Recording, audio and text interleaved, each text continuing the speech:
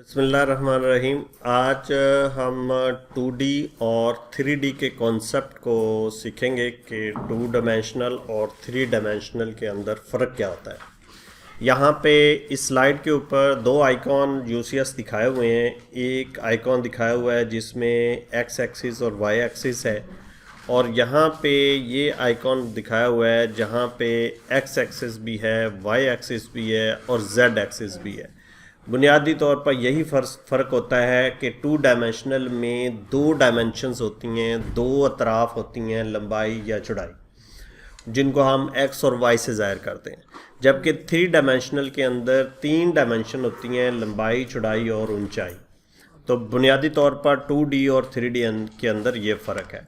यहाँ पे देखें, ये 2D हाउस हमने दिखाया हुआ है और इसमें टोटली जो हाउस है वो उसमें लंबाई और चौड़ाई दिखाई गई है, ऊंचाई इसमें नहीं दिखाई गई।